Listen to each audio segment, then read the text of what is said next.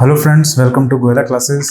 आज हम HCS interview की जो प्रिपरेशन है उसमें हम बात करने वाले हैं कुछ और इम्पोर्टेंट टॉपिक्स के बारे में। ऑलरेडी जो हमारी 2 वीडियोस हैं वो यूट्यूब पे अवेलेबल है, आप वहां जाकर उसे चेक कर सकते हैं।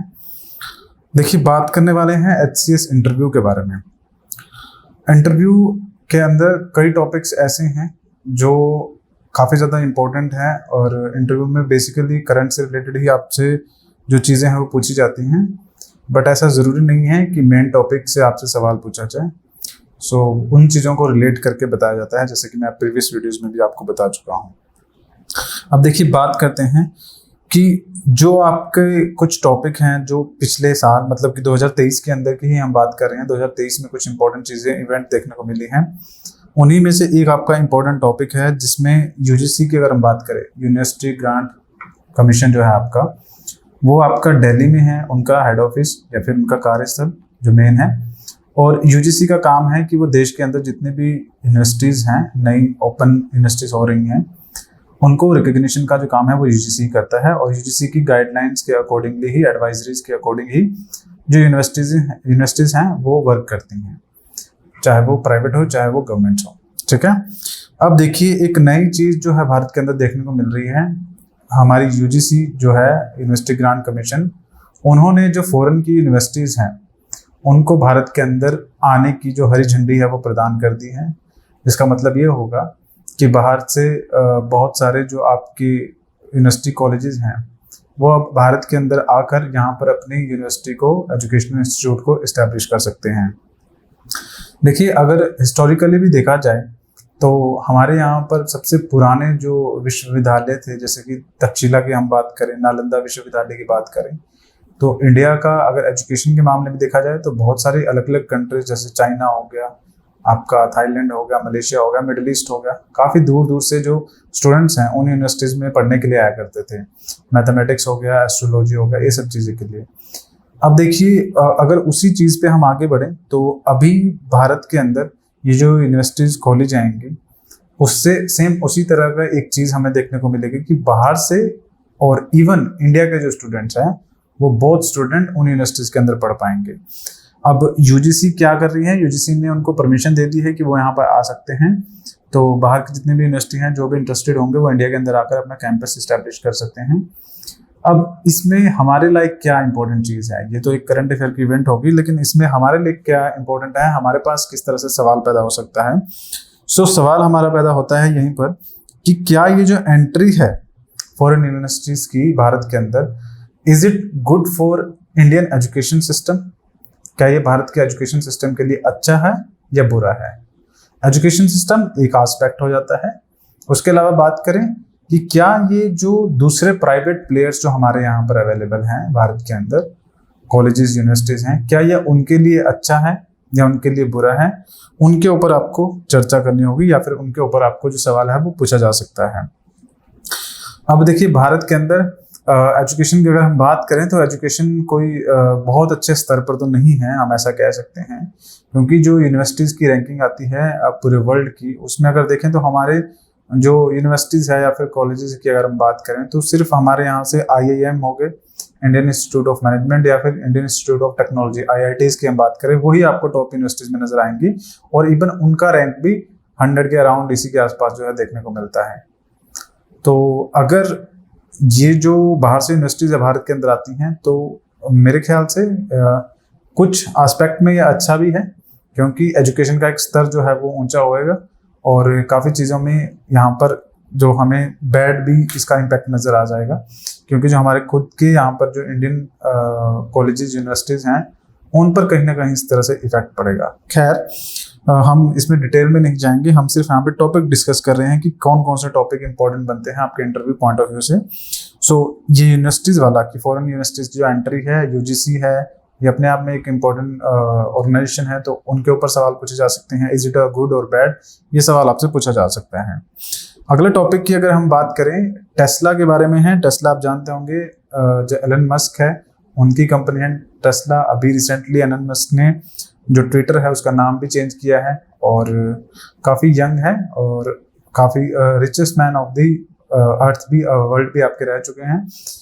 उनकी कंपनी जो टेस्ला है उनकी एंट्री के बारे में बात करेंगे। एंट्री इन द सेंस, अब ये देखिए, ये जो टॉपिक्स हैं ना आपके, ये आपके इकोनॉमी से रिलेटेड टॉपिक हैं। अभी देखेंगे हम किस तरह से इन्हें इकोनॉमी से कनेक्ट करते हैं। टेस्ला कंपनी है, कार की कंपनी है और अमेरिकन है, तो वहाँ से वो जो कंपनी है वो इंडिया के अंदर आने की ऐसी गुंजाइश लगाई जा रही है। अभी ऐसा कोई कंफर्मेशन ऑफिशियली तो नहीं है, बट हाँ मोदी जी जब यूएसए गए थे तब उनकी मीटिंग भी उनके साथ हुई थी, एलन मस्क के साथ। तो ऐसा स्पेकुलेशंस है और ऐसी पॉसिबिलिटी भी है, और वैसे भी इंडिया की बहुत बड़ी मार्केट है, तो कोई भी कंपनी यहाँ पे आना बिल्कुल चाहेगी। तो टेस्ला भी उन्हीं में से एक कंपनी हो सकती है। अगर वो भारत के अंदर आती हैं तो एक ये काफ़ी इंपॉर्टेंट होगा, क्योंकि टेस्ला सेल्फ ड्राइविंग कार्स बनाती हैं जिनमें ड्राइवरलेस, विदाउट ड्राइवर भी जो है कार चलाई जा सकती हैं। खैर ये आगे की बात होगी कि किस तरह से चीज़ें डेवलप होती हैं, बट हम इन्हें यहाँ पर कनेक्ट करने वाले हैं दो चीज़ों के। एक तो टेस्ला के बारे में जो ये न्यूज़ है कि वो भारत के अंदर एंट्री ले सकती है। उसके अलावा बात करें तो कई सारी कंपनीज जैसे कि एप्पल से लेके बोइंग, ये आपके जहाज बनाने वाली कंपनी है, एरोप्लेन बनाती हैं, ये सब बाहर से, बाहर इन द सेंस हम पर्टिकुलरली चाइना की बात कर रहे हैं, चाइना से मूव कर रही हैं इंडिया की तरफ को। और ये आपकी CNBC की न्यूज़ है, ठीक है। तो ये काफ़ी इंपॉर्टेंट न्यूज़ है इकोनॉमी के पॉइंट ऑफ व्यू से। क्यों? क्योंकि जो चाइना की अगर बात करें, इंडिया का कॉम्पिटिटर अगर देखा जाए एशिया के अंदर, तो वो चाइना है, और चाइना के अंदर ही मोस्ट ऑफ द थिंग्स वहीं पे मैन्युफैक्चर होती हैं या फिर असेंबल होती हैं। आप फ़ोन की बात कर लीजिए या किसी और चीज़ की बात कर लीजिए, तो सारा कुछ चाइना में ही नज़र आता है। इवन भारत के बाज़ारों में अगर देखा जाए तो यहाँ पर चाइना, मेड इन चाइना, इतनी सारी चीज़ें देखने को मिलती हैं। बीच में एक तरह का जो मुद्दा था वो भी उठा था कि मेड इन चाइना चीज़ों को हमें नहीं अपनाना है। तो अभी आपने देखा होगा कई सारी चीज़ों पे मेड इन चाइना नहीं लिखा होता है, वहाँ पर आपका REC लिखा होता है, या फिर जो जिसका फुल फॉर्म है रिपब्लिक ऑफ चाइना, कुछ इस तरह से। मतलब उन्होंने मेड इन चाइना लिखना छोड़ दिया है ताकि जो इंडियन कंज्यूमर है या फिर कस्टमर है उनको बेवकूफ़ बनाया जा सके। खैर बात वो नहीं है, पॉइंट यहाँ पर ये है कि इतनी सारी कंपनीज हैं जो बाहर से चाइना का एक अल्टरनेटिव ढूंढ रही हैं, और अल्टरनेटिव के तौर पे भारत सबसे बड़ी एक अच्छी डेस्टिनेशन लोकेशन इन कंपनीज को नजर आ रही है। तो ये सारी कंपनीज भारत के अंदर आना चाहती हैं, चाहे वो एप्पल हो, बोइंग हो, और भी छोटी बड़ी बहुत सारी कंपनीज हैं वो इंडिया के अंदर आना चाहती हैं। अब ये पहली बात तो हमें रीजन समझना पड़ेगा कि ऐसा क्यों है। भारत कोई बहुत अच्छा तो कुछ कर नहीं रहा है कि हम कहें कि भारत ने हाँ पिछले 1 साल के अंदर कोई बहुत बढ़िया पॉलिसी वो है जो लॉन्च कर दी है जिसकी वजह से कंपनी जहाँ आने जा रही हैं। इसकी वजह चाइना खुद है। चाइना की अगर बात करें, चाइना की जो ग्रोथ है, पॉपुलेशन ग्रोथ, तो ऑब्वियसली वो चाइना की कम होती जा रही है, और इंडिया का जैसे मानना है कुछ लोगों का कि इंडिया सरपास कर चुका है चाइना को। खैर, लेकिन चाइना की इकोनॉमिक पॉलिसीज की अगर बात करें, चाइना की GDP की अगर बात करें, इंडिया के कंपैरिजन में चाइना की GDP काफी गुना ज्यादा है। लेकिन प्रॉब्लम वहां पे ये क्रिएट हो रही है कि चाइना की जो GDP है उसमें ग्रोथ जो है वो स्टेगनेंट हो गई है। स्टेगनेंट इन द सेंस, अगर मान के चले इंडिया की GDP की ग्रोथ, अगर एग्जांपल के लिए हम मान के चलते हैं कि 8.5 की दर से जो है इंडिया की ग्रोथ जो बढ़ रही है, बीच में कोविड टाइम में थोड़ा सा कम हुआ था, उसके बाद ये बढ़ रही है 7.5, 8.5, इस तरह से जो बदलाव देखने को मिलते हैं। चाइना की जो इकोनॉमिक ग्रोथ है वो कांस्टेंट बनी हुई है। कांस्टेंट इन द सेंस, अगर 4% की ग्रोथ रेट से चाइना ग्रो कर रहा है तो वो 4 से ही कर रहा है, वो 4 से 4.5 नहीं हो रहा है। तो किसी भी एंटरप्रेन्योर के लिए, किसी बिजनेसमैन के लिए ये चीज़ सही नहीं है, क्योंकि ग्रोथ के अंदर भी ग्रोथ होनी चाहिए। अगर एक स्टेबल ग्रोथ या फिर स्टेगनेंट ग्रोथ के साथ आप कई दशकों से चले आ रहे हैं तो वो आपके देश की इकोनॉमी के लिए अच्छा नहीं होता है। और एक वजह ये भी है, और दूसरी अगर मैं रीज़न की अगर बात करूं तो चाइना की जो गवर्नमेंट है उसकी जो पॉलिसीज़ हैं, उन्होंने रिफॉर्म्स की बात की। जब ये कंपनीज आ रही थी तो उन्होंने बात की, और ये कंपनी एंटरप्रेन्योर्स को ये विश्वास दिलाया कि हम अपने जो कंपनी लॉज हैं, इंडस्ट्रियल लॉज हैं, उनके अंदर रिफॉर्म्स लेके आएंगे, बदलाव करते रहेंगे। अब उस तरह के जो बदलाव है कंपनीज को नहीं देखने को मिल रहे हैं। और चाइना की वैसे भी अगर पॉलिटिक्स की बात की जाए तो चाइना अपनी जो डोमेस्टिक मार्केट है उसको प्रिजर्व करके रखता है, उसको ज़्यादा प्रिजर्व करके ज़्यादा प्रिविलेज देता है बजाय इसके कि बाहर की कंपनीज को। तो ये सब कुछ इश्यूज हैं जिनकी वजह से कंपनीज इंडिया के अंदर शिफ्ट कर रही हैं। तो इन इश्यूज पे चर्चा करने के लिए आपको सवाल पूछे जा सकते हैं, या फिर एक क्वेश्चन आपका इस तरह से भी बनता है कि चाइना की अगर ये कंपनीज जो बाहर से इंडिया के अंदर आएंगी तो इन कंपनीज से क्या इम्पैक्ट इंडियन इंडस्ट्रीज पे पड़ने वाला है। और इसी के साथ अगर मैं एक और चीज़ रिलेट करूं तो बात कर रहे हैं कि भारत की जीडीपी ग्रोथ अच्छी खासी हो रही है। तो इन कंपनीज के आने से भारत का जो टारगेट है, जो वर्ल्ड की सबसे ऊपर जो टॉप 3 की जीडीपीज में आपको इंडिया को ग्रोथ रेट को और इंडिया की जीडीपी को पहुंचाना है, तो वो सब इन जो ये बदलाव हो रहे हैं इन सबसे कितनी जल्दी और किस तरह से पॉसिबल होगा, क्या गवर्नमेंट को एक्शंस लेने चाहिए, क्योंकि कंपनीज तो खुद ही आ रही है भारत की तरफ को, और अभी गवर्नमेंट खुद एक्शन ऐसे क्या ले सकती हैं जिनकी वजह से एक फेवरेबल जो इन्वायरमेंट है इन इंडस्ट्रियलिस्ट को, इन कंपनी जो ये कंपनीज हैं इनको मिल पाए। तो ये कुछ टॉपिक बनते हैं इंटरलिंक्ड करके।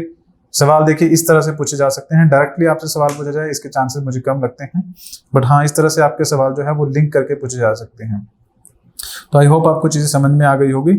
आगे अगर बात करें, हमारा गोयला क्लासेस की तरफ से एक HCS इंटरव्यू के लिए जो कोर्सेज हैं वो ऑलरेडी रन कर रहे हैं। सिर्फ 4999 के अंदर ये कोर्स है आपका। इसके अंदर आपका ना सिर्फ टॉपिक्स डिस्कशन बल्कि आपका पर्सनैलिटी के बारे में, स्पीकिंग स्टाइल, सिटिंग स्टाइल, किस तरह से अपने पर्सनैलिटी को इम्प्रूव किया जा सकता है, स्पीकिंग स्किल्स को इम्प्रूव किया जा सकता है। बिकॉज इंटरव्यू में इंपॉर्टेंट सबसे ज़्यादा यही है आप किस तरह से रिस्पॉन्ड कर रहे हैं चीज़ों को लेकर। फर्स्ट टाइम इंटरव्यू दे रहे हैं तो डेफिनेटली आपको चीज़ों को समझने की, सीखने की ज़रूरत है। तो वो सब कुछ चीज़ें हम आपको विद दी इम्पॉर्टेंट टॉपिक्स के साथ आपको इस कोर्स के अंदर प्रोवाइड करेंगे, जो कि 4999 के अंदर, मतलब कि 499 में ये आपको कोर्स मिल जाएगा। तो आई होप आपको चीज़ें समझ में आ गई होगी। तो अगर हमारे चैनल पर नए हैं तो चैनल को सब्सक्राइब कीजिएगा, बेल आइकन को प्रेस कीजिएगा। और आज के लेक्चर में फिलहाल इतनी ही बात करेंगे, अगली बार मिलेंगे, तब तक के लिए धन्यवाद।